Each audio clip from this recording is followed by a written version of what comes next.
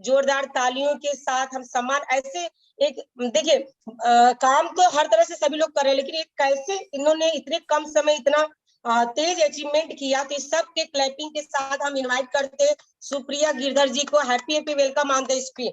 Yes, happy happy welcome on the screen. Welcome welcome ma'am, welcome welcome welcome welcome. Thank you ma'am, thank you so much. सभी साथियों को नमस्कार, जय RCM. मेरा नाम सुप्रिया गिरधर है और जींद हरियाणा से बिलोंग करती हूँ और फिलहाल गुड़गांव में रहती हूँ। अभी एक साल पहले मेरी शादी हुई है, उसके बाद से मैं अभी गुड़गांव में रह रही हूँ। तो अभी इस बिजनेस को मैं पिछले लगभग 2-2.5 साल से, यानी जब से लॉकडाउन हुआ, लॉकडाउन के बाद से मुझे ये बिजनेस समझ में आया। ये बिजनेस पहले मेरे पेरेंट्स, मेरे पापा जी किया करते थे और मैं सिर्फ प्रोडक्ट्स अपने घर में इस्तेमाल करती थी और उसमें से भी मैं कुछ कुछ प्रोडक्ट इस्तेमाल किया करती थी, क्योंकि मुझे शुरुआत में मुझे ऐसा लगता था कि नहीं ये प्रोडक्ट अच्छा नहीं है, ये प्रोडक्ट ऐसा है, ये वैसा है, मैं क्यों अपना प्रोडक्ट चेंज करूं। फॉर एग्जाम्पल जैसे जब पेस्ट मैंने आरसीएम का इस्तेमाल किया था तो उस टाइम पर मुझे लगा कि नहीं इसका तो टेस्ट अच्छा नहीं है, मेरा तो पहले वाला पेस्ट अच्छा है, मैंने वही इस्तेमाल करना है। तो मैंने आरसीएम के पेस्ट को उठाकर साइड में रख दिया था। लेकिन उसके बाद जब मेरे दांतों में कुछ प्रॉब्लम हुई और उसके बाद मैंने जब फिर से आरसीएम का पेस्ट इस्तेमाल किया और वो प्रॉब्लम ठीक हो गई, तो फिर मुझे पता लगा कि हाँ प्रोडक्ट ये बहुत अच्छा है। तो इस तरीके से चल रहा था। मेरे पापा जी ने इस बिजनेस को स्टार्ट किया था और मैं सिर्फ प्रोडक्ट ही इस्तेमाल करती थी और उस टाइम पर मैं पढ़ाई करती थी, मेरी पढ़ाई चल रही थी। मैंने बीएससी की और उसके बाद एमएससी की और उसके बाद मैंने बीएड किया और ये सब मैंने इसीलिए किया क्योंकि मेरे जो साथ में मेरे दोस्त जो पढ़ा करते थे वो बीएससी और एमएससी कर रहे थे।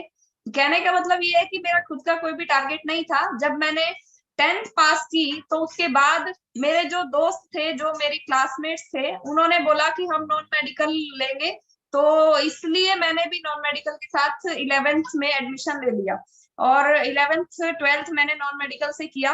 फिर जब 11th 12th में जो मेरे फ्रेंड्स थे उन्होंने बोला कि हम तो बीएससी करेंगे, इसलिए मैंने भी उनके साथ ही, वो भेड़ चाल जिसको बोलते हैं, भेड़ चाल में मैंने भी बीएससी करना स्टार्ट कर दिया, बीएससी नॉन मेडिकल। और उसके बाद बीएससी वाले दोस्तों ने बोला कि हम तो एमएससी करेंगे और फिर इसलिए मैंने भी एमएससी करना स्टार्ट कर दिया और फिर बीएड भी इसी तरीके से किया।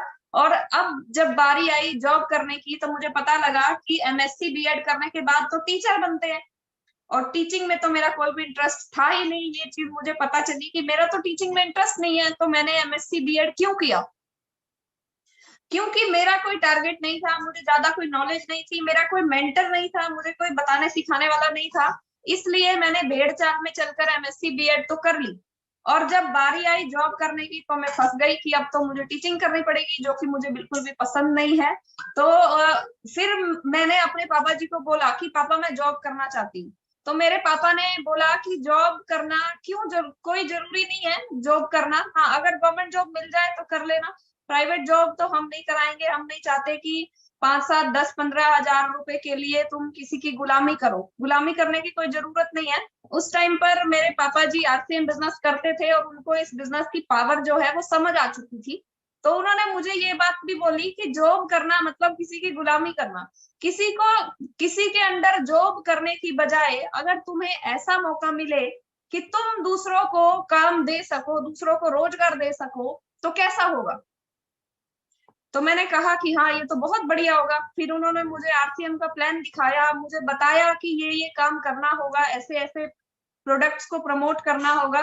तो तब मुझे लगा कि नहीं नहीं, मैंने तो एमएससी बीएड की है, मैंने एमएससी बीएड साबुन शैम्पू क्रीम बेचने के लिए थोड़ी ना की है, मैं नहीं करूंगी, मुझे ये बिजनेस नहीं करना है, मैं क्यों किसी से बात करूं।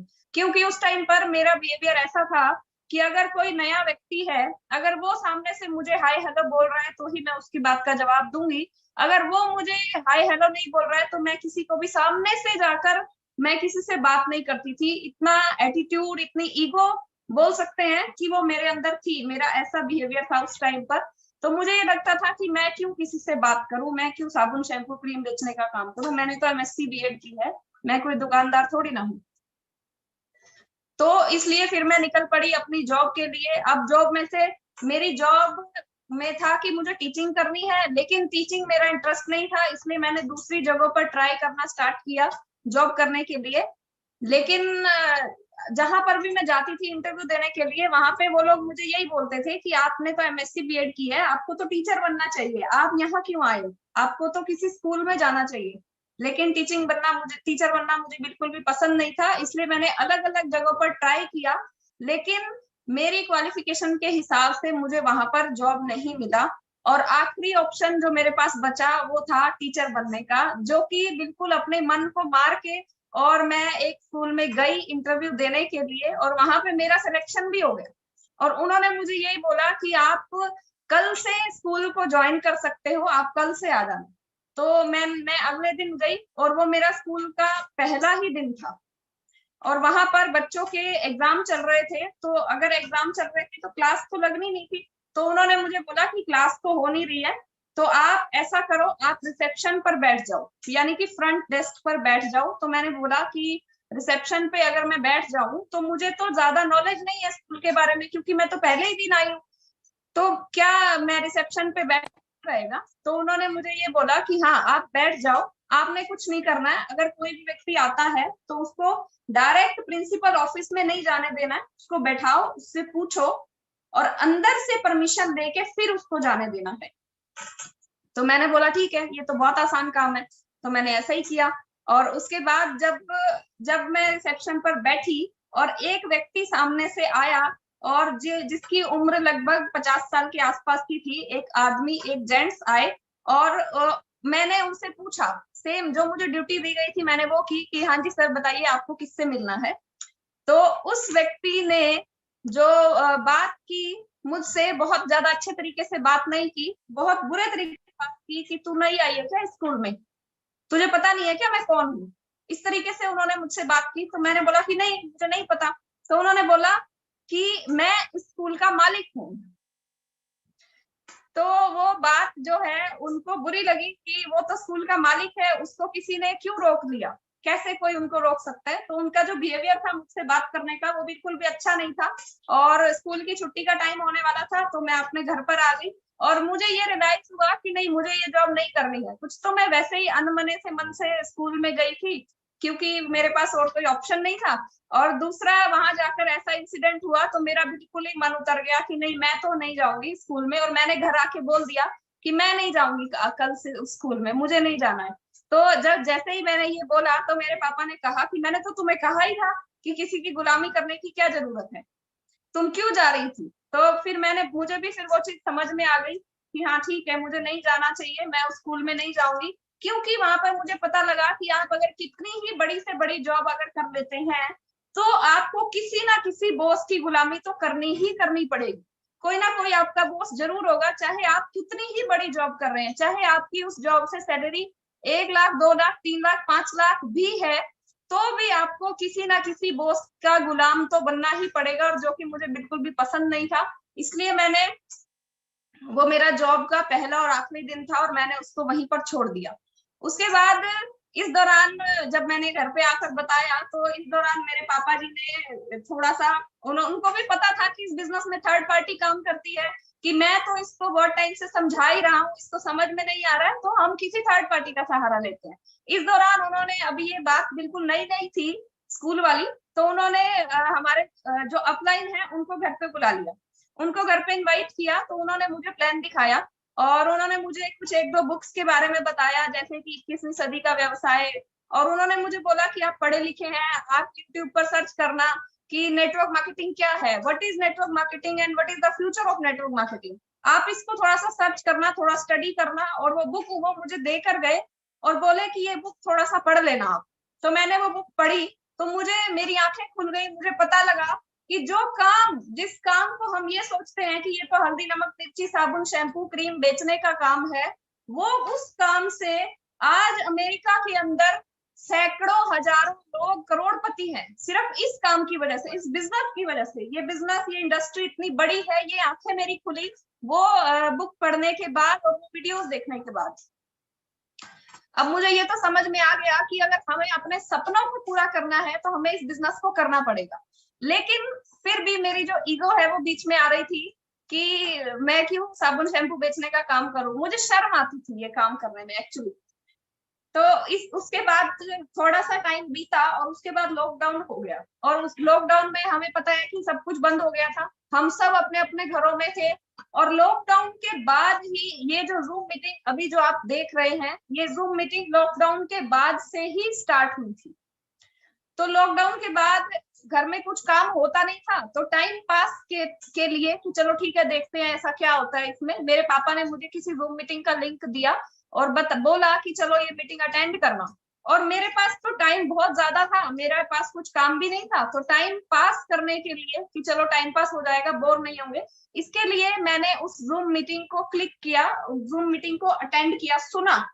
तो वहां से जो है वो एक जूम मीटिंग जो है वो मेरे लिए टर्निंग पॉइंट साबित हुई।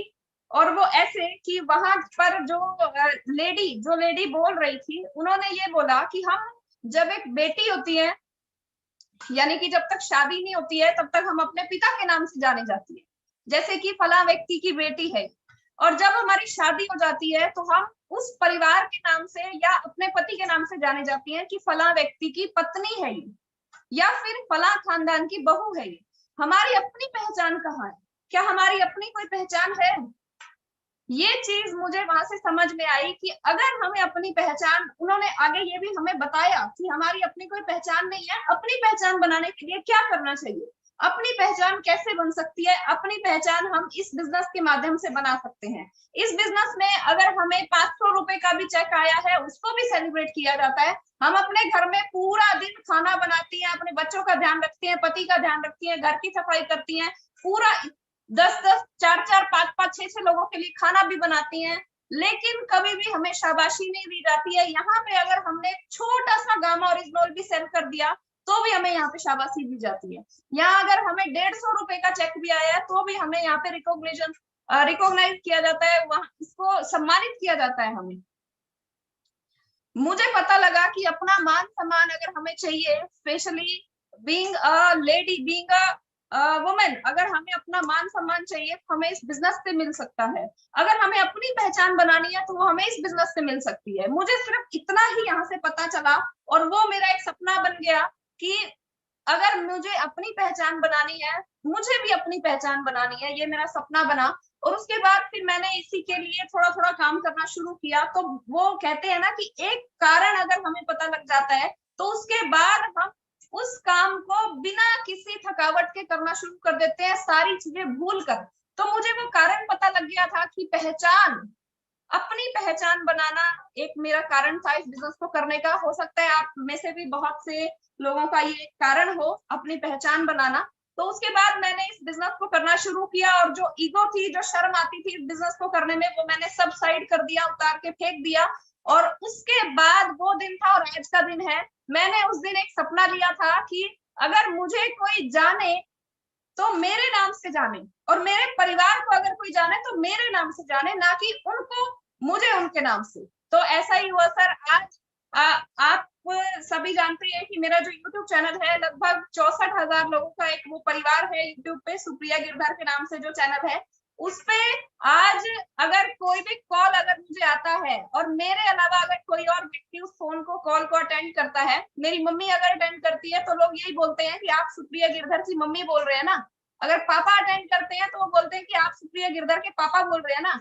यहाँ तक कि अगर अब ये मैंने अपने पहले वाले घर में अपनी पहचान बनाई, यानी कि अपने मायके में अपनी पहचान बनाई, आज मैं अपने ससुराल में हूँ। यहाँ पर भी अगर कॉल आती है, अगर मेरे हस्बैंड कॉल उठाते हैं तो वो यही बोलते हैं कि क्या आप सुप्रिया गिरधर के पति हस्बैंड बात कर रहे हैं। तो सर ये पहचान जो है, ये पहचान मुझे मिली इस बिजनेस की वजह से। और ना सिर्फ इतनी पहचान मिली, बल्कि जहां पर भी मैं जाती हूँ, जिस भी सेटअप में जाती हूँ, जिस भी प्रोग्राम को अटेंड करने के लिए जाती हूँ, लोग आते हैं, लोग बोलते हैं मैम आपके साथ एक सेल्फी लेनी है, मैम आपके साथ एक फोटो खींचना है। तो उस टाइम पे जो हमारी फीलिंग होती है, एक सेलिब्रिटी वाली फील मैं कहूंगी कि वो फील हमें आती है। और ना सिर्फ मुझे, बल्कि अभी पिछले दिनों की बात है, जब मेरे पापा जी एक बार भीलवाड़ा गए थे तो वहां पे उन्होंने लोगों को पता चला कि ये सुप्रिया गिरधर के पापा हैं। मैं वहां पर अवेलेबल नहीं थी, मैं नहीं गई थी, लेकिन मेरे पापा गए थे। तो उन लोगों ने मेरे पापा को भी नहीं छोड़ा, उन्होंने बोला कि सर आप सुप्रिया गिरधर के पापा जी हैं, आओ आपके साथ भी सेल्फी लेनी है। वो मेरे पापा जी के साथ भी फोटो ले रहे थे। मेरा भाई अभी हाल फिलहाल उदयपुर का ट्रिप करके आया, वहां पे उनको पता चला तो उन्होंने मेरे भाई के साथ भी सेल्फी लेना शुरू कर दिया। यानी कि ये बिजनेस ना सिर्फ हमें पहचान देता है, हमारे साथ साथ हमारे परिवार को भी पहचान देता है। एक और बात मुझे छोटी सी याद आ गई, चंडीगढ़ में मेरे चाचा जी रहते हैं और मेरे पापा उनके पास गए हुए थे, तो उनको थोड़ा बहुत बताया प्रोडक्ट्स के बारे में। वैसे तो अपने जो परिवार के लोग होते हैं वो नहीं मानते हैं उतना ज्यादा, लेकिन उन्होंने थोड़ा बहुत बताया। तो उन्होंने कहा कि ठीक है आप ये सामान हमें दिलवा दो, कहाँ से मिलेगा। तो मेरे पापा ने फटाफट से ऐप में आरसीएम का पिकअप सेंटर चंडीगढ़ में सर्च किया और वहां पे उनको लेकर गए। तो जब वो पिकअप सेंटर वाले जो व्यक्ति थे उन्होंने पूछा कि आप कहाँ से आए हो, तो मेरे पापा जी ने बोला कि मैं जींद से आया हूँ। तो उन्होंने कहा कि अच्छा आप जींद से आए हो, जींद में तो वो रहती है, वो सुप्रिया गिरधर रहती है, आप उनको जानते हो क्या? तो मेरे पापा ने बोला कि हाँ वो मेरी ही बेटी है। तो सर आप यकीन नहीं मानेंगे, उन्होंने इस तरह तलियों पे खिलाया मेरे पापा जी को। उन्होंने बोला कि अरे अरे सर आप बैठिए, आपके साथ तो एक फोटो बनता है, आपको आपने तो आपकी बेटी ने तो पूरे इंडिया में नाम कमाया है, हम तो उनकी बहुत सारी वीडियोस देखते हैं, हमें तो बहुत अच्छा लगता है। बहुत से लोग मुझे कॉल कर करके बोलते हैं मैम आपकी वीडियो को देख के मैंने हजारों लोगों को ज्वाइन करवा दिया, आपकी वीडियो को देख के मैंने इतने गामा ओरिजिनल सेल कर दिए। तो सर ये इस तरीके से इतना जो मान सम्मान प्यार जो हमें मिल रहा है वो मेरी ताकत नहीं है, वो इस बिजनेस की ताकत है। इस बिजनेस की वजह से ही हमें ये मान सम्मान और ये प्यार मिल रहा है। कितनी बार तो ऐसा ही हुआ सर, मैं कितने कई सेमिनार में गई, वहां पे जो मेन गेस्ट होते हैं उनके उनके साथ सेल्फी लेने की बजाय लोग मुझे आके बोलते हैं कि आपके साथ सेल्फी लेनी है। तो इतना मान सम्मान जो है सर वो हमें इसी बिजनेस की वजह से मिल सकता है। और वो जो सपना मैंने उस दिन देखा था, आज मुझे लगता है कि वो सपना पूरा हो चुका है और वो इसी बिजनेस की वजह से हुआ है। आप भी इस बिजनेस में कोई सपना लेके काम कीजिए। एक सपना और मैं आपको बताती हूँ जो इस बिजनेस ने पूरा किया है। ये बिजनेस जो है एक कल्प वृक्ष की तरह है। जिस तरह कल्प वृक्ष होता है ना, उसके नीचे खड़े होके अगर हम कुछ भी बोलते हैं, कुछ भी, तो वो तुरंत पूरा हो जाता है। इसी तरीके से ये बिजनेस जो है ये कल्प वृक्ष की तरह है। यहाँ हम कुछ भी बोलते हैं तो हमारा हर सपना पूरा हो जाता है। जैसे कि मेरे पापा जी ने एक सपना लिया जब रिलायंस आया था, नया नया रिलायंस के जो मोबाइल आए थे, तो उस टाइम पर मेरे पापा जी ने सपना लिया कि मेरा भी बिजनेस पूरे देश में होना चाहिए। तो उन्होंने पता किया कि किसी प्रोडक्ट की चलो हम कोई एजेंसी ले लेते हैं कि चलो देश में नहीं तो कम से कम अपने डिस्ट्रिक्ट में तो होना चाहिए, ऐसा उनका एक सपना था। तो जब उन्होंने पता किया किसी प्रोडक्ट की डिस्ट्रीब्यूटरशिप लेने के लिए, तो उनको पता चला कि लाखों रुपए लगेंगे और बहुत सारा पैसा लगता है, लेकिन उनके पास उतना ज्यादा पैसा नहीं था। तो उनका सपना जो है वो दब कर मरकर रह गया था। लेकिन जब उन्होंने इस बिजनेस को ज्वाइन किया तो यहाँ पे उनको पता चला कि इस बिजनेस में हमें 700 प्रोडक्ट्स की डिस्ट्रीब्यूटरशिप मिल रही है, वो भी बिल्कुल फ्री में। ये इस बिजनेस की पावर है और इस बिजनेस को हम पूरे देश में कर सकते हैं। तो जैसे ही जब लॉकडाउन हुआ था तो मैंने इस बिजनेस में अपना एक्टिविटी दिखाना स्टार्ट किया। यूट्यूब के जरिए, यूट्यूब के माध्यम से मैंने प्रोस्पेक्टिंग करना स्टार्ट किया और वहां से फिर लोगों ने मुझे कॉल करना स्टार्ट किया कि हम भी आपके साथ ज्वाइन करना चाहते हैं, हम भी आपके साथ ज्वाइन करना चाहते हैं। और धीरे धीरे करके हमने एक एक लेवल करके आरसीएम में लेवल्स हासिल किए। पहले हमने ईगल किया, उसके बाद हमने धीरे धीरे करके सारे लेवल हासिल किए, लीडरशिप किया, रॉयल्टी किया, टेक्निकल किया। और मैंने अपने पापा जी को बहुत बहुत मेहनत करते हुए देखा और उनका जो सपना था वो सपना भी इस बिजनेस के माध्यम से पूरा हुआ। और अक्सर बीसी सर ये बोलते हैं कि ये बिजनेस जो है ये दुआओं का बिजनेस है। हमें इस बिजनेस में दुआएं कमाने का भी मौका मिलता है। पैसा कमाने के तो बहुत सारे साधन होते हैं, लेकिन दुआएं कमाने का जो है वो एक ये इकलौता बिजनेस है। ये चीज मैंने सुनी थी, लेकिन ये चीज मुझे रियलाइज तब हुई जब एक बार की बात है कि मैं एक गांव में गई। एक गांव में बहुत छोटी सी एक होम मीटिंग हो रही थी, एक छोटा मिनी सेमिनार जिसको हम बोल सकते हैं, वो हुआ 40-50 लोगों का। और उस गांव में जब मैं स्टेज पर बोल रही थी, तो उसके बाद जैसे ही प्रोग्राम खत्म हुआ, स्टेज से जब मैं नीचे उतरी तो एक बूढ़ी सी अम्मा बोल सकते हैं, एक बूढ़ी सी औरत थी। और वो रोते रोते, बहुत रोते रोते और मेरी साइड आ रही थी और नीचे की तरफ उसने झुकना शुरू किया, यानी कि पैरों की तरफ झुकना शुरू किया। तो मैंने उनका हाथ पकड़ के अपने सर पे रख लिया और मैंने बोला कि आप आशीर्वाद दो मुझे। तो बहुत ज्यादा रो रही थी और मुझे नहीं पता था कि वो क्यों रो रही है। तो उन्होंने, जब वो आसपास के जो लोग थे उन्होंने बताया कि इनका जो बेटा है वो गलत संगति में फंसा हुआ था, लेकिन आपकी ही टीम के किसी मेंबर ने उसको आरसीएम में ज्वाइन कराया और वो अभी अभी आरसीएम में ईगल की पिन को उसने हासिल किया है। उसको 5-7 हजार रुपए वो कमाना शुरू कर दिया है उसने, जो कि गलत संगति में वो बच्चा फंसा हुआ था। और अभी 5-7 हजार रुपए कमा रहा है, तो इनके घर का चूल्हा चौका अच्छे से चल रहा है। इसीलिए इन्होंने, ये तुम्हें बहुत सारे आशीर्वाद दे रही है कि आपकी वजह से इनका बेटा जो है वो एक सही सही रास्ते पर आ गया। तो सर सच में ये बिजनेस जो है ये ना सिर्फ पैसा कमाने का बिजनेस है, बल्कि ये दुआएं कमाने का भी बिजनेस है। और दुआएं जो है वो कमाना आज के टाइम में बहुत मुश्किल है। पैसा कमाना आसान है, लेकिन दुआएं कमाना बहुत मुश्किल है। ये बिजनेस सभी के सपनों को पूरा करता है। इसी तरीके से एक औरत, एक लेडी है मेरी टीम में है, विद्या जी, जो कि जब छोटी बच्ची थी तो वो डॉक्टर बनना चाहती थी। उनका डॉक्टर बनना एक उनका सपना था कि मुझे डॉक्टर बनना है, लेकिन गांव में रहती थी तो जल्दी शादी हो गई। छोटी उम्र में शादी होने की वजह से उनका सपना जो है वो दब कर रह गया था। लेकिन जब उन्होंने इस बिजनेस को हमारे साथ ज्वाइन किया, प्रोडक्ट्स की नॉलेज ली, न्यूट्री चार्ज की नॉलेज ली और महिलाओं को न्यूट्री चार्ज के बारे में बताना शुरू किया, तो एक दिन हमने उनसे पूछा कि विद्या जी आपको कैसा लग रहा है। तो विद्या जी ने बोला कि क्या बताऊं, बस मेरा तो सपना पूरा हो गया। तो हमने बोला कि कैसे। तो बोली कि मैं जब छोटी थी तो मैं डॉक्टर बनना चाहती थी, लेकिन डॉक्टर बनना पूरा नहीं हो पाया क्योंकि छोटी उम्र में शादी हो गई थी। यहाँ आकर मेरा जो सपना है वो दब कर मर कर रह गया था। लेकिन जब मैं औरतों को, लेडीज को न्यूट्री चार्ज बताने जाती हूँ और उनको इतना ज्यादा फायदा हुआ मेरे प्रोडक्ट से, 1-2 लेडीज को बताया, उन्होंने औरों को बताना शुरू किया। अब जब भी मैं न्यूट्री चार्ज बताने के लिए उनको जाती हूँ तो वो दूर से देखते ही मुझे बोल देते हैं कि वो आ गई डॉक्टर में। तो इस तरीके से उनका जो सपना था, विद्या जी का सपना इस तरीके से पूरा हुआ। और इसके अलावा विद्या जी ने हमें बताया कि उनके जो हस्बैंड हैं वो किसी गलत संगति में फंसे हुए थे। वो अगर 15-20 दिन के बाद वो घर आया करते थे, आते भी थे तो 2-4-5 गुंडे या लोग, उस तरीके के लोग उनके साथ आया करते थे। बंदूकें उनके साथ पास में हुआ करती थी और आते ही वो छत पर बैठा करते थे, नीचे नहीं बैठते थे। छत पे बैठते थे कि किसी भी टाइम पुलिस आ सकती है तो तुरंत भागना पड़ सकता है। इस तरीके की उनकी सिचुएशन थी। और बोलती थी कि मैं तो बहुत परेशान रहती थी कि क्या होगा, खेती में तो हमारा गुजारा नहीं होता है, मेरे बच्चों का क्या होगा, उनकी पढ़ाई का क्या होगा, उनके फ्यूचर का क्या होगा। लेकिन जब उन्होंने इस बिजनेस को ज्वाइन किया उसके बाद से उनके हस्बैंड ने भी इस बिजनेस में उनको सपोर्ट करना स्टार्ट किया।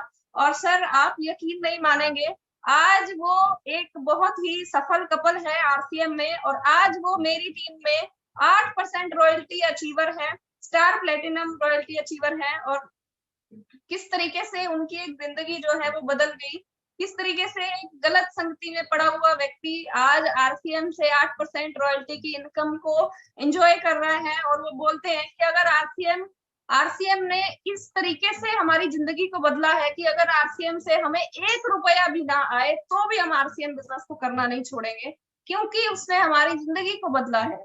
तो ये बिजनेस इसी तरीके से जिंदगियां बदलने का काम करता है। तो मैंने धीरे धीरे करके फिर हमने इसी तरीके से अचीवमेंट्स की, 8% रॉयल्टी हासिल की, टेक्निकल को हासिल किया। उसके पीछे भी एक बहुत बड़ी स्टोरी है किस तरीके से हमने टेक्निकल किया। जैसे कि मैंने आपको बताया कि जब पूरा लॉकडाउन था तब मुझे इस बिजनेस में काम करने की मेरे दिमाग में बात आई लॉकडाउन के बाद। तो जब हमने 8% रॉयल्टी को हासिल किया, यानी कि 3.5 लाख इधर और 3.5 लाख इधर, जितना भी बिजनेस था वो हमने खुद से ही किया है। कोई पावर लेग नहीं थी, कोई भी इस तरह का कोई भी सपोर्ट नहीं था। बहुत लोग पावर लेग के पीछे भागते हैं, उसका भी वो उस टाइप का हमारे पास कुछ नहीं था। हमने आज भी, हम जितना भी बिजनेस करते हैं सभी लेग का वो सब हम खुद के अपने लेवल पे, अपने दम पे करते हैं, कोई पावर लेग का सपोर्ट नहीं होता है। तो हमने क्या किया ना, एक साइड पे 3.5 लाख करना होता है, हमें पता है 8% रॉयल्टी के लिए, और दूसरी साइड पे 3.5 लाख करना होता है। वो हमने जब किया तो उसके बाद उसके बाद की बात है कि अब उसको मेंटेन भी करना था। अगर हम पर्ल करना चाहते हैं यानी टेक्निकल अचीवर बनना चाहते हैं तो हम सभी जानते हैं कि 3 महीने 8% रॉयल्टी को मेंटेन करना होता है, उसके बाद आप पर्ल के लेवल पर जा सकते हैं। और जब हमने 8% रॉयल्टी को मेंटेन किया तो पूरा लॉकडाउन था, पूरा लॉकडाउन, कुछ भी बंद नहीं था, कुछ भी खुला नहीं था, सब कुछ बंद था। हॉस्पिटल खुले हुए थे सिर्फ, और राशन की दुकानें खुली हुई थी, बाकी सब बंद था। तो उस टाइम पर मेरे पापा जी ने मुझे मना किया कि अब नहीं होगा। यहाँ तक कि हमारे आधे तो पिकअप सेंटर भी बंद थे, वो भी नहीं खुलते थे, और लोग अपने घरों से बाहर नहीं निकल सकते थे, बाहर जाते थे तो उनको पुलिस के डंडे पड़ते थे। इस तरह की सिचुएशन थी लॉकडाउन के अंदर, स्कूल बंद, सब कुछ बंद। लेकिन मैंने अपने पापा जी को बोला कि नहीं, रॉयल्टी तो मेंटेन करनी ही करनी है, किसी भी लेवल पे करें, हम तो करेंगे। तो मेरे पापा ने बल्कि मुझे डांट भी लगाई कि तेरा तो दिमाग खराब है, तू तो पागल है, कैसे हो सकता है 8% रॉयल्टी कैसे मेंटेन हो सकती है? जब पिकअप सेंटर ही नहीं खुले हैं तो कैसे मेंटेन हो जाएगी? जब लोग बाहर ही नहीं जा सकते हैं तो कैसे हो जाएगी? तो मैंने बोला कि मुझे नहीं पता कैसे होगी, लेकिन होगी, करना जरूर है। तो मेरे पापा ने भी बोला जिद्दी है तू तो, ऐसा बोल के और वो चले गए। और ऐसा एक बात और मुझे याद आ गई कि बचपन से ही मेरा थोड़ा सा जिद्दी नेचर है।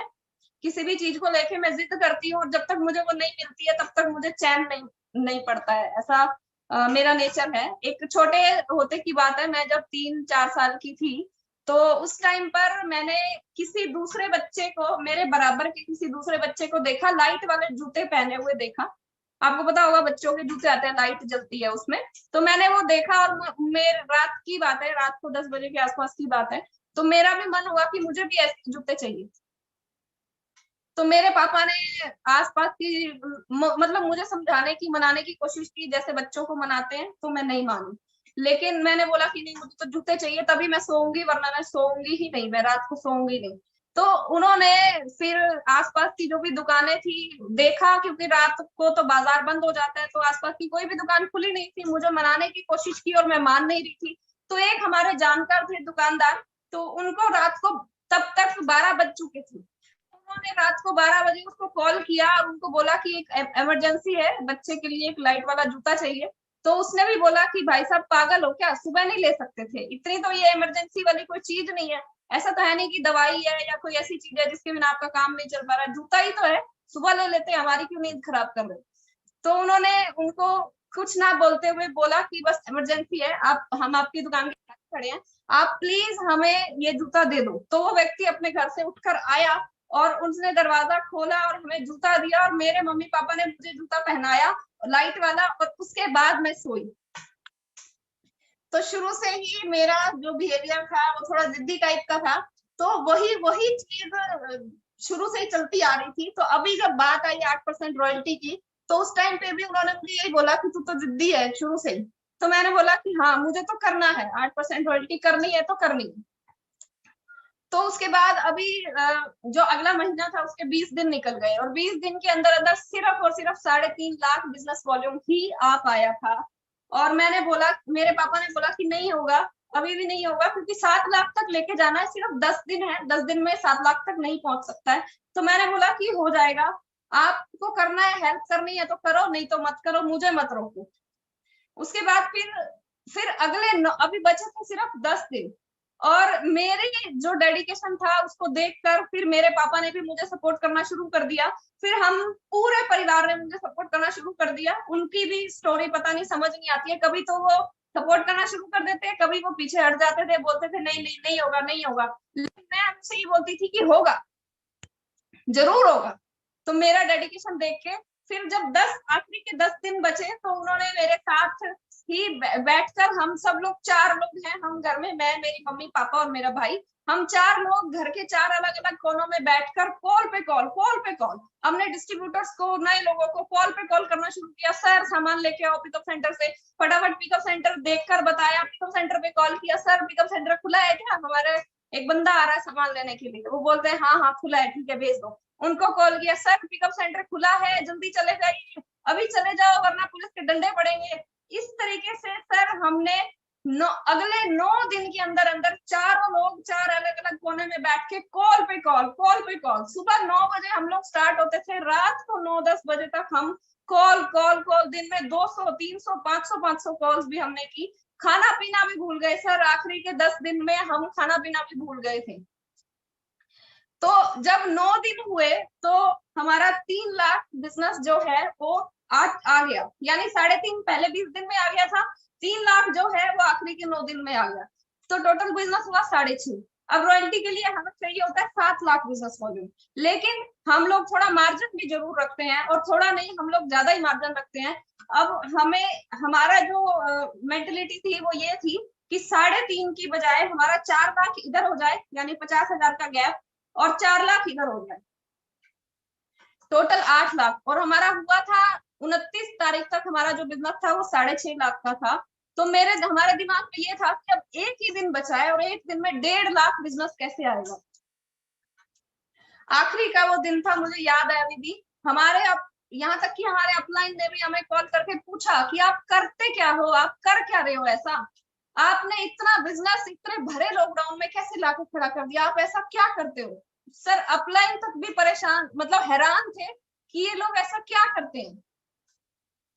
तो आखिरी का वो दिन था सर, सुबह से लेके और रात तक हमने पूरा दिन यही काम किया, रात के 12 बजे तक, क्योंकि क्लोजिंग 12 बजे तक होती है, 12 बजे तक हमने कॉल्स, और इस तरीके से सिर्फ अपने घर बैठे बैठे, हम किसी से मिलने नहीं गए, सिर्फ कॉल्स के जरिए हमने सर आखिरी के दिन में वो 1.5 लाख बिजनेस लेके आए। लोग पूरे पूरे महीने में 1 लाख बिजनेस नहीं कर सकते, हमने आखिरी के दिन में 1.5 लाख का वो बिजनेस किया, मैंने और मेरे पूरे परिवार ने। और वो रॉयल्टी का जो टाइम था वो हमने 3 महीने भरे लॉकडाउन में 3 महीने रॉयल्टी को मेंटेन किया। चौथे महीने हमने पर्ल किया, 5-5 लाख दोनों में चाहिए होता है, वो हमने उसको मेंटेन किया, और आगे भी उसको मेंटेन करते रहे सर, हमारा बिजनेस कभी भी डाउन नहीं गया। अक्सर ऐसा ही होता है कि एक बार बिजनेस बढ़ जाता है, अगली बार डाउन हो जाता है, फिर बढ़ जाता है, और सितंबर में और मार्च के बिजनेस बढ़ जाता है, बाकी के महीने में डाउन हो जाता है। हमारा बिजनेस कभी भी डाउन नहीं हुआ, हमेशा हमारा बिजनेस बढ़ता रहा। वो इसीलिए क्योंकि हम लोग सुबह उठ के इस तरह से टेबल पे बैठ जाया करते थे, चाय भी हमें यहाँ टेबल पे मिलती थी, इस तरीके से हम लोग काम किया करते थे, और रात के 10-10 11-11 बजे तक पूरा दिन कॉल करते रहते थे, पूरा दिन बातें करते रहते थे लोगों के साथ। हमें ये लगा कि हम अगर हम लॉकडाउन में हैं, अगर हम ये बिजनेस नहीं कर रहे हैं, बाहर हम लोग जा नहीं सकते हैं, तो हम क्या करेंगे। पूरा दिन या तो टीवी देखेंगे, या फिर सोएंगे, या आराम करेंगे, या फोन की चार्जिंग खत्म करेंगे, नेट खत्म करेंगे। इससे बढ़िया क्यों ना हम अपने इस बिजनेस को आगे बढ़ाएं। और इस तरीके से सर, और यहाँ तक कि हमारे अपलाइन ने भी मना कर दिया था, उन्होंने भी बोला कि आपने ये गलत टाइम चुन लिया बिजनेस को मेंटेन करने का, नहीं हो पाएगा। आखिरी टाइम तक हमारे अपलाइन भी हमें यही बोलते रहे कि नहीं हो पाएगा, लेकिन हमने जिद नहीं छोड़ी और हमने करके दिखाया। और जब पूरा हो गया तो उसके बाद उन्होंने भी यही बोला कि हाँ आपने तो करना ही था, हमें तो पता ही था कि आप तो इसको कर ही देंगे। तो सर सेम हमारे साथ ऐसा ही होता है, पहले जो लोग हमें मना करते हैं वो ही लोग बाद में हमें शाबाशी भी देते हैं। तो हमारे साथ भी सेम ऐसा ही हुआ, और इस तरीके से हमने लगातार इस बिजनेस को आगे बढ़ाया। आज इस बिजनेस में टेक्निकल अचीवर है। इसके बाद फिर जब बिजनेस पूरा हुआ तो फिर बारी आई कि अब जैसे पेरेंट्स सोचते हैं हर बेटी के बारे में कि चलो अब शादी करनी है, तो शादी के बारे में उन्होंने सोचा, तो बहुत सारे रिश्ते आए, बहुत से रिश्ते हमने भी देखे। तो बहुत से लोगों ने हमें मना कर दिया, बहुत से लोगों को हमने मना कर दिया कि हमें नहीं करना है, इसलिए क्योंकि हमारी 2 ही शर्तें थी। हमारी शर्तें ये थी कि वो व्यक्ति हमें आरसीएम बिजनेस करने से ना रोके, दूसरी ये थी कि मेरा जो YouTube चैनल था उससे ना रोके, क्योंकि बहुत से लोग YouTube को पसंद नहीं करते हैं कि इस तरीके से हमारे घर की बहू जो है वो YouTube पर वीडियोस बना रही है, वो लोग नहीं पसंद करते हैं, या ये बिजनेस इस तरीके का कर रही है तो लोग नहीं पसंद करते हैं। तो बहुत लोगों ने हमें मना किया कि नहीं नहीं, बिजनेस नहीं करना है, कुछ और कुछ भी कर लो, लेकिन ये बिजनेस नहीं करना है, लोगों को जोड़ने का काम है। क्योंकि उनको पूरी नॉलेज नहीं होती है, वो यही बोलते थे कि ये तो लोगों को जोड़ने का काम है, ये तो ऐसा है, ये तो वैसा है। तो एक बार की बात है, एक बार एक बहुत ही बड़े, बहुत ही मतलब करोड़पति घर से एक रिश्ता आया। तो जैसे ही दोनों परिवारों ने बैठकर बात की, तो वहां से उन्होंने ये बोला कि नहीं, ये बिजनेस करने की कोई जरूरत नहीं है, कि हमारे पास बहुत पैसा है, आपकी बेटी को काम करने की कोई जरूरत नहीं है। अगर फिर भी करना है तो ठीक है, घर पे बैठकर ट्यूशन पढ़ा लेगी, बाहर कहीं जाने की कोई जरूरत नहीं है, इस तरह की उनकी मेंटालिटी थी। तो हमने उनको मना कर दिया, उन्होंने बार बार कॉल भी किया, लेकिन हमने मना कर दिया कि नहीं, हमें नहीं करना है, यहाँ पे हमें रिश्ता नहीं करना है। और इस तरीके से सर बहुत सारे रिश्ते जब ऐसे टूटते जा रहे थे, तो माँ बाप को होता है ना थोड़ा सा कि क्यों रिश्ता नहीं हो रहा, उम्र होती जा रही है। तो एक दिन तो सर ऐसा भी हुआ, एक परिवार किसी ने रिश्ते के लिए मना किया और बोला कि आरसीएम ये काम हमें पसंद नहीं आया, इस वजह से उन्होंने हमें मना कर दिया रिश्ते से। तो बार बार ऐसा होता जा रहा था। तो एक दिन मेरे पापा जो है बहुत ही ज्यादा उदास हो गए, और मैंने उनको, वो बैठ गए जैसे सोफे पर बैठे हुए थे, और बैठे बैठे उन्होंने रोना शुरू कर दिया। और उनको ऐसा रियलाइज हुआ कि कहीं, मतलब ये तो जॉब करना चाह रही थी, मैंने इसको आरसीएम की तरफ इसका रुख किया, और अब ये आरसीएम को छोड़ने को तैयार नहीं है। तो उनको ये लगा कि कहीं मैंने कोई गलती तो नहीं कर दी, कहीं इसकी शादी हो ही ना, कहीं इसका मतलब जिंदगी तो खराब नहीं हो जाएगी। ऐसा बहुत सी बातें जो पेरेंट्स के मन में आती हैं, ऐसा उन्होंने वो रोना शुरू किया। तो अब बच्चा अपने पापा को रोते हुए तो नहीं देख सकता है, तो फिर मैं भी साथ में रोना शुरू कर दिया। और वो बहुत ही मतलब सीरियस सा, बहुत ऐसा वो इवेंट, वो मौका था वो कि बहुत ज्यादा इमोशनल हो गया था। तो मेरे पापा को ये लगा कि हमें इस बिजनेस को छोड़ देना चाहिए, क्योंकि जिसकी वजह से शादी नहीं हो रही है, या लेकिन मैं फिर उस टाइम पर मैं इस बिजनेस को छोड़ने के लिए तैयार नहीं थी, क्योंकि मुझे पता लग गया था। मैंने बोला कि ठीक है, शादी नहीं होगी तो मैं नहीं करूंगी, लेकिन मुझे इस बिजनेस को जरूर करना है। मुझे शादी की जरूरत नहीं है, मुझे इस बिजनेस की जरूरत है, क्योंकि तब तक मुझे सब चीजें समझ में आ चुकी थी। और उस दिन बहुत ज्यादा इमोशनल दिन था, और मैं और मेरे पापा हम दोनों रो रहे थे। और जब मेरी मम्मी को पता चला, क्योंकि हम अलग रूम में बैठे थे, जब उन्होंने देखा तो उन्होंने भी रोना शुरू कर दिया। और जब हम तीनों रो रहे थे तो मेरे भाई ने भी फिर हमें देख के, उसने भी, उसकी भी आंखों में आंसू आ गए कि ऐसा क्या हो गया। क्योंकि हम अपने परिवार के साथ बहुत जुड़े हुए होते हैं ना, तो एक दूसरे को रोते हुए नहीं देख सकते हैं। बहुत इस तरह का ऐसा भी हुआ कि मुझे मुझे भी यही लगने लग गया था कि ठीक है, शादी नहीं होगी तो कोई बात नहीं है, मुझे शादी करनी भी नहीं है। लेकिन अंदर ही अंदर मुझे भी ये फील होता था कि अब मेरी शादी नहीं होगी, क्योंकि लोग इस बिजनेस को पसंद नहीं करते हैं। लेकिन धीरे धीरे करके वो कहते हैं ना कि जब जो काम होना होता है तो फिर हमें पता भी नहीं चलता है। और जैसे एक ये रिश्ता आया तो उन्हें भी इस काम से कोई प्रॉब्लम नहीं थी, हमें भी सब कुछ ठीक लगा। हमने भी बोला कि आरसीएम और यूट्यूब से आपको कोई दिक्कत तो नहीं है, उनको कोई दिक्कत नहीं थी, बाकी चीजों से हमें कोई दिक्कत नहीं थी। तो और देखिए, अब आज शादी को भी 1 साल और 2 महीने हो चुके हैं, और अभी तक भी मैं आप सभी के सामने ही हूँ। तो जितने भी पेरेंट्स आज इस मीटिंग में हैं, इस बात को सुन रहे हैं, तो आप भी अपने बच्चों को इस बिजनेस में जरूर लेकर आइए। ये बिजनेस जो है वो आपको ना सिर्फ आपके सपनों को पूरा करेगा, बल्कि आपके बच्चों के सपनों को भी पूरा करेगा। आज हम देख रहे हैं कि जॉब्स नहीं है इस बिजनेस में, जॉब नहीं है तो क्या करेंगे। ये बिजनेस ही एक ऐसा बिजनेस है जो बाहें फैलाकर हम सबके सामने खड़ा है कि तू पढ़ा लिखा है तो भी ठीक है, नहीं पढ़ा लिखा है तो भी आजा, मेरी शरण में आजा। ये बिजनेस ऐसे ही बोलता है कि मैं बाहें फैलाए खड़ा हूं, तू अगर पढ़ा लिखा है या नहीं है, मैं तुझे सपोर्ट करूंगा। तू अगर औरत है, आदमी है, बच्चा है, मैं तुझे सपोर्ट करूंगा। तू अगर बुजुर्ग है, ये बिजनेस जो है ये हमें हर एक सिचुएशन में, ये बिजनेस हमें सपोर्ट करने के लिए हमेशा तैयार है, बशर्ते हम अपना 100% इस बिजनेस में दे सकें। और आज अभी मैं कुछ 2-4 फोटोज मैं दिखाना चाहूंगी, जिससे आपको थोड़ी और ज्यादा क्लैरिटी हो जाएगी कि किस तरीके से हमने इस बिजनेस में क्या क्या अचीवमेंट्स की, कैसे हमने इस बिजनेस को। सिर्फ 1 मिनट का मुझे टाइम देंगे, फोटो से थोड़ी सी और आपको क्लैरिटी हो जाएगी।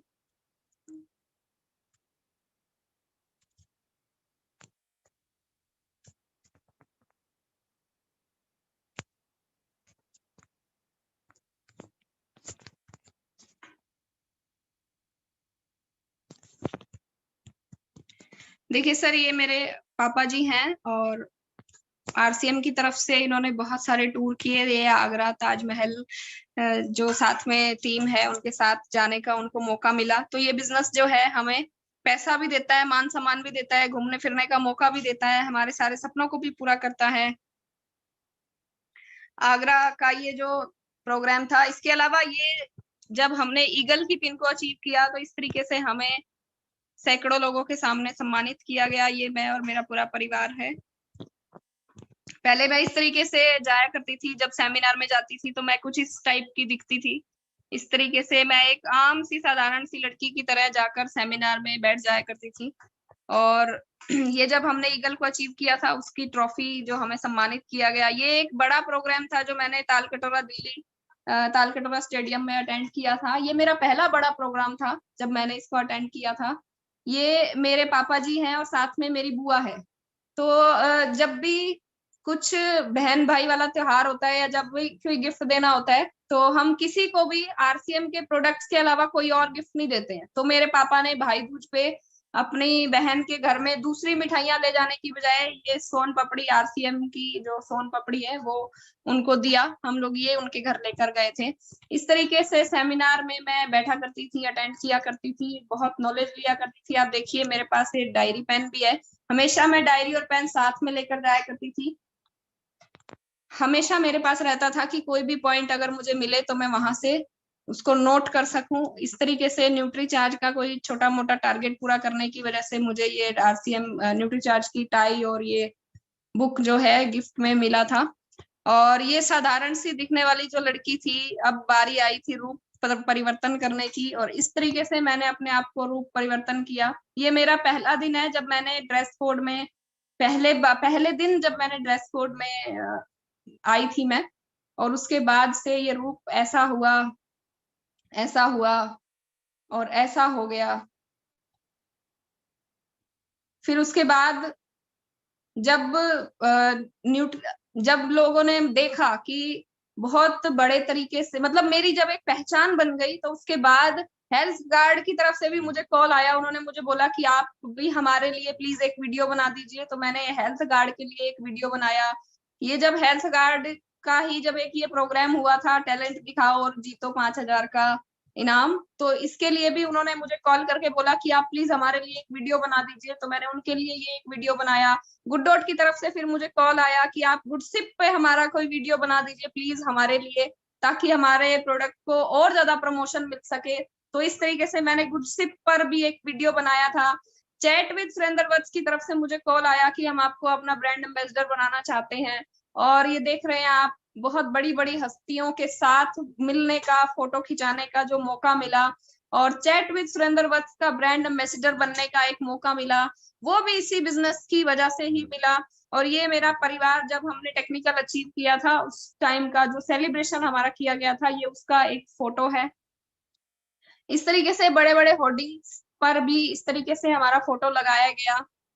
बड़े बड़े इवेंट्स में बड़े बड़े जो सेलिब्रिटीज हैं उनसे मिलने का मौका मिला। ये दिव्या जी हैं जिनको आप शायद जानती होंगी, इनका भी बहुत बड़ा यूट्यूब चैनल है। सपना बाफना जी, दीपक बाफना जी से मिलने का मौका मिला।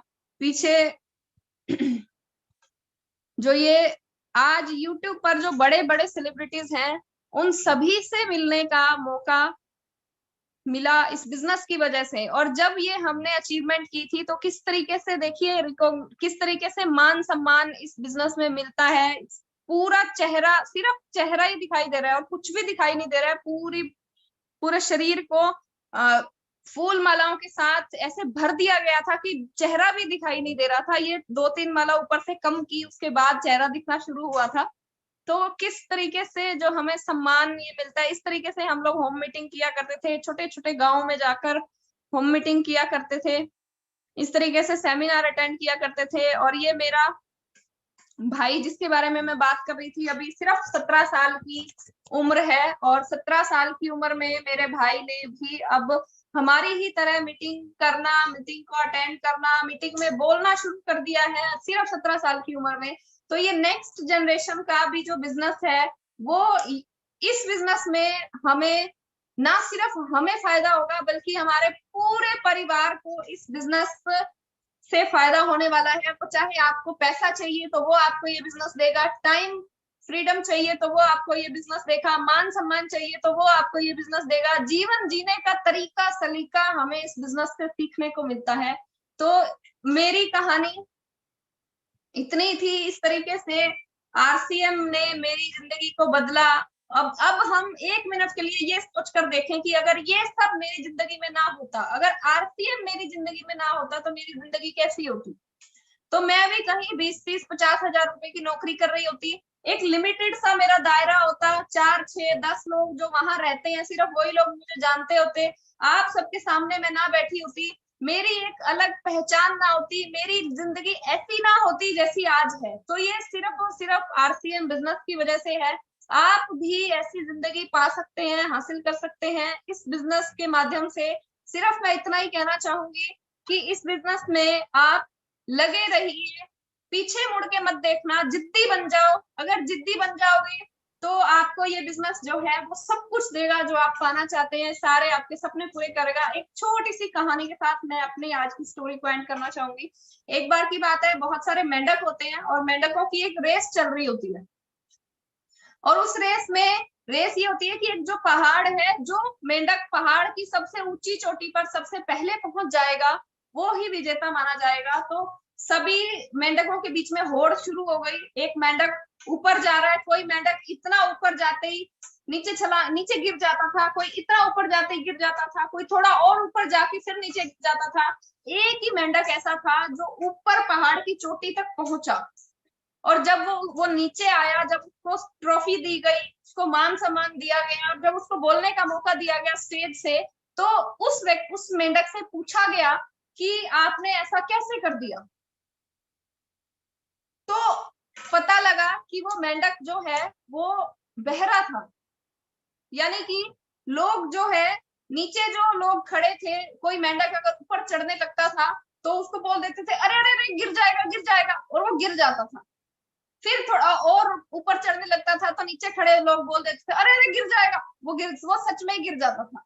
अब कुछ और ऊपर चढ़ने लगता था तो उसको बोल देते थे गिर जाएगा, संभाल के ध्यान से, और वो सच में गिर जाता था। लेकिन वो एक मेंढक जो पहाड़ की चोटी पर पहुंचा, वो इसीलिए पहुंचा क्योंकि वो बहरा था, उसको नीचे वाले लोगों की बातें सुनाई नहीं दे रही थी।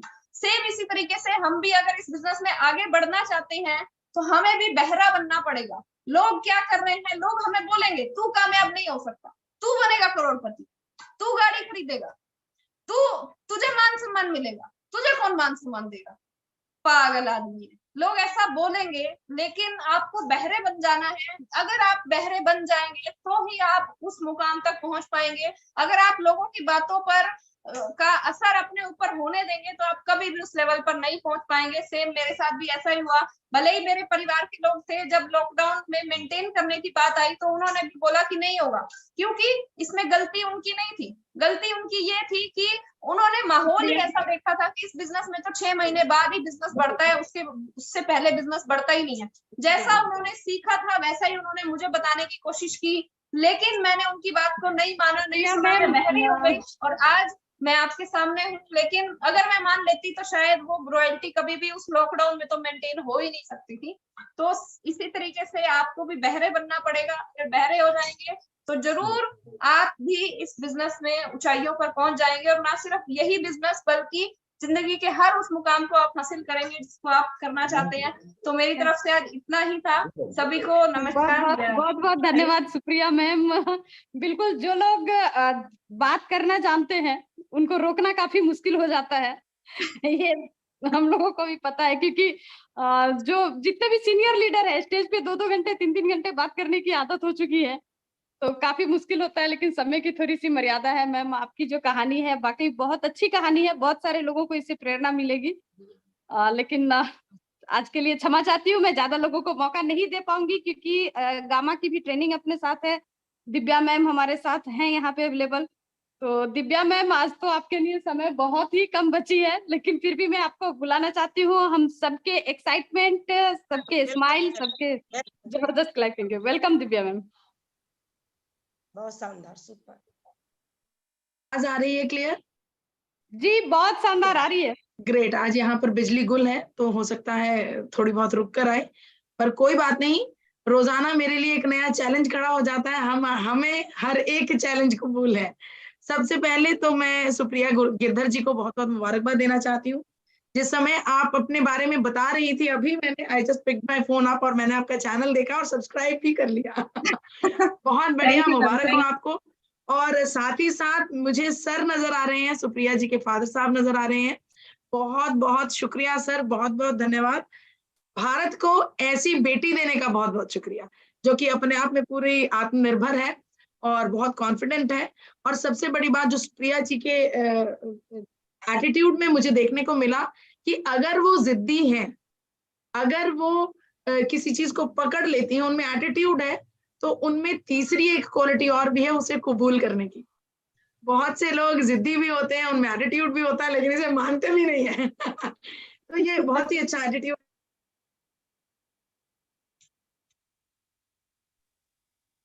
कमियों को मानना अपने आप में एक बड़ी चीज है, और मुझे ये लगता है कि ये शायद आपके माता पिता की परवरिश है, जिसकी वजह से आपने अपने आप को कबूल किया आप जैसी हैं। तो